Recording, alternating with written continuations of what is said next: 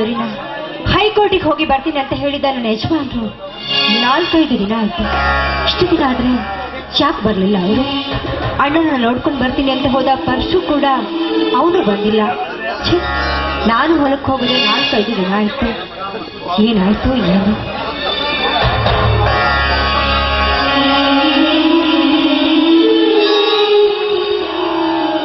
ಸೀತಾ, ಕುಮಾರ, ಯಾಕಪ್ಪ ಮಗು ಇನ್ನೂ ಶಾಲೆಗೆ ಹೋಗಿಲ್ವಲ್ಲ? ಅಪ್ಪ ಶಾಲೆಗೆ ಹೊರಟಿದ್ದೆ, ಆದರೆ ಅಮ್ಮ ನಿನ್ನನ್ನು ನೆನಪಿಸಿದರು, ಹಾಗೇ ಮಾತನಾಡ್ತಾ ನಿಂತು. ಮಗು ಕುಮಾರ, ನೀನು ಮುಂದೆ ಒಳ್ಳೆ ವಿದ್ಯಾಭ್ಯಾಸನ ಮಾಡಿ ಈ ಸಮಾಜಕ್ಕೆ ಒಳ್ಳೆ ಹೆಸರು ತರಬೇಕಪ್ಪ, ಒಳ್ಳೆ ಹೆಸರು ತರಬೇಕು. ಆಯ್ತಪ್ಪ, ಆ ಮಹಾತ್ಮ ಗಾಂಧೀಜಿಯವರಂತೆ ಉನ್ನತ ಶಿಕ್ಷಣ ಪಡೆದು ವಕೀಲನಾಗಿ ಈ ಸಮಾಜಕ್ಕೆ ನ್ಯಾಯ ಕೊಡಿಸ್ತೇನಪ್ಪ. ಏನೇ ಸೀತಾ, ನಮ್ಮ ಮಗು ನಗುನಗುತ್ತಾ ಹೋಗಲೆಂದು ಒಂದು ಪದವನ್ನು ಹಾಡಿ ಅವನು ಶಾಲೆಗೆ ಕಳಿಸಿ. ಆಯ್ತ್ರಿ, ನಿಮ್ ಇಷ್ಟದಂತೆ ಆಗ್ಲಿ, ಬನ್ನಿ. ಎಂದೆಂದು ಬಾಳಲಿಗೆ ತುಂಬಿರಲೆಂದು ಕಂದಮ್ಮ ನಿನ್ನ ಬಾಳು ಬಂಗಾರವಾಗಲೆಂದು ಹಾರೈಸುವೆ ನಾನೀ ದಿನ.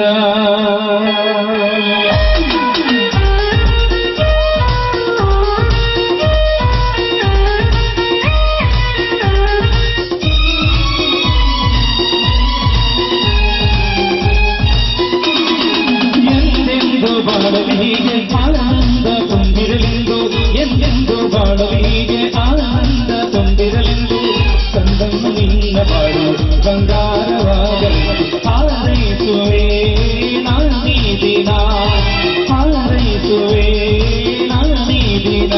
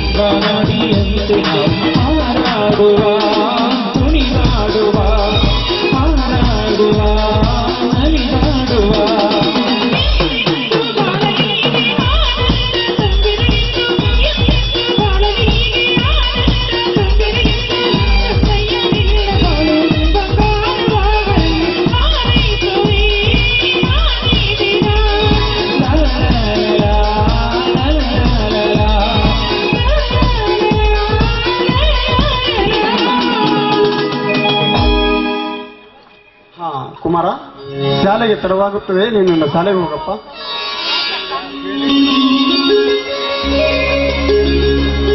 ಹಾ ಸೀತಾ, ತಮ್ಮ ಮನೆಯಲ್ಲಿಲ್ಲವೇ? ರೀ, ಅವನು ಶಿವರಾಜ್ನನ್ನ ನೋಡ್ಕೊಂಡು ಬರ್ತೀನಿ ಅಂತ ಹೇಳಿ ಹೋದವನು ಇನ್ನೂ ಬಂದಿಲ್ಲ. ಅಂದ ಹಾಗೆ ನೀವು ಕೋರ್ಟಿಗಂತ ಹೋದ್ರಲ್ಲ, ಏನಾಯ್ತ್ರಿ ಆ ವಿಷಯ? ಸೀತಾ, ಕೋರ್ಟಿನ ವಿಷಯದಲ್ಲಿ ಒಂದು ಮಾತಿದೆ, ಗೆದ್ದವ ಸೋತ, ಸೋತವ ಸತ್ತ ಎಂದು. ಜಿ.ಟಿ. ಪಾಟೀಲರಂತ ವಕೀಲರನ್ನು ಹಿಡಿದು ನ್ಯಾಯ ಮುಂದುವರಿಸಿದ್ದೇನೆ. ಅದನ್ನು ಗೆಲ್ಲಿಸೋದು ದೇವರ ಕಡೆ ಬಿಟ್ಟ ವಿಚಾರ. ಹಾ ಸೀತಾ, ಹೊಲದ ಕಡೆ ಹೋಗಿದ್ಯಾ? ಇಲ್ಲ ರೀ, ನೀವು ಹೋದಾಗಿಂದ ನಾನು ಹೊಲದ ಕಡೆ ಹೋಗ್ಲೇ ಇಲ್ಲ. ನೋಡಿ, ನೀವೊಂದು ಮಾತನ್ನು ಹೇಳಿದಿಲ್ಲ, ಭಗವಂತನ ಕೃಪೆ ಒಂದಿದ್ರೆ ಸಾಕ್ರಿ, ನ್ಯಾಯ ಯಾವತ್ತೂ ಸಿಕ್ಕೇ ಸಿಗುತ್ತೆ, ಅದಕ್ಕೆ ಜಯ ಇದ್ದೇ ಇರುತ್ರಿ. ಯಾವತ್ತೂ ನನ್ನ ಬೆಳೆ ಯಾವತ್ತೂ ನಾಶ ಆಗೋದಿಲ್ಲ, ಅದು ಯಾವತ್ತೂ ಸುರಕ್ಷಿತವಾಗಿರುತ್ತಂತ ನಾನು ಖಂಡಿತ ನಂಬಿದ್ದೀನಿ. ಎಂತ ಸದ್ಬುದ್ಧಿ ಹೆಂಡತಿ ಸಿಕ್ಕಿದೆ ನೀ ನನ್ನ ಬಾಳಿಗೆ. ನಿನ್ನ ಮಕದ ವರ್ಷದ ಹೊನಲನ್ನು ನೋಡಿ ನನ್ನ ಹೃದಯದಲ್ಲಿ ನನ್ನ ಹೃದಯದಲ್ಲಿ ನಿರಾಸೆ ಎಂಬ ನುಟ್ಟಿಸರು ಸುಟ್ಟು ಹೋಗಿ ದಿಟ್ಟ ಮಾನವನನ್ನಾಗಿ ಮಾಡುತ್ತಿದೆ. ಏನೇ ಈ ಸಂತೋಷದ ಸಮಯದಲ್ಲಿ ನನ್ನೊಂದಿಗೆ ಹಾಡುವ ಒಂದು ಗೀತೆ. ಈ ಸಮಯದಲ್ಲಿ ನಿಮ್ಗೆ ಹಾಡಿದ ಚಿತ್ತೆ, ಮೊದಲು ಊಟ ಮಾಡ್ರಿ ಬನ್ನಿ. ಏನೇ ಬಹಳ ದಿನಗಳಾಯ್ತು, ಒಂದು ಹಾಡು ಹಾಡಿ. ಹೌದ್ರಿ, ಆಯ್ತು ಬನ್ರಿ.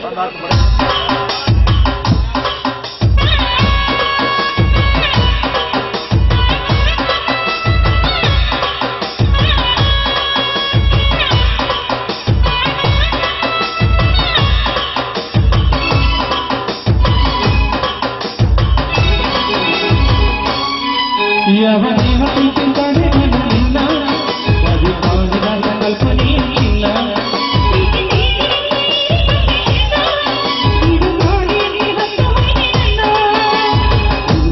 ತಂಗಿಯೋ ಮಾತನಾಡೋ ಗಿರಿಯೋ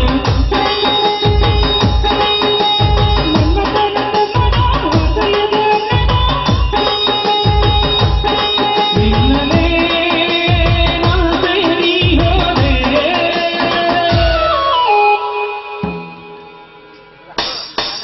ಯಾವ ದೇವ ತಿಂತಾನೆ ನಿನ್ನ ಅದು ಕಾಣಿದ ಕಲ್ಪನೆ ಇಲ್ಲ.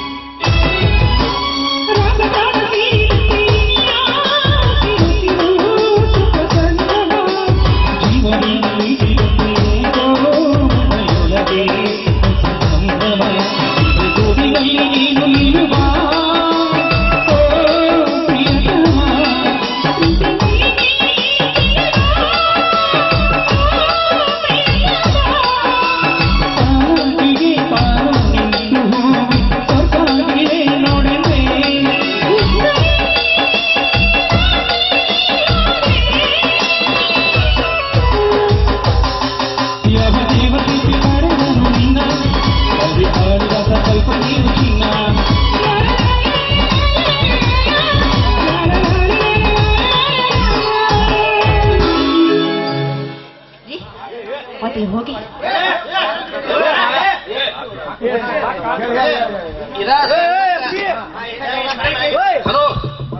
ಇರೋ ಸಂಘಕ್ಕೆ ಯಾರು ರೊಕ್ಕ ಕೊಡ್ತತಿ, ಇರೋ ಸಂಘ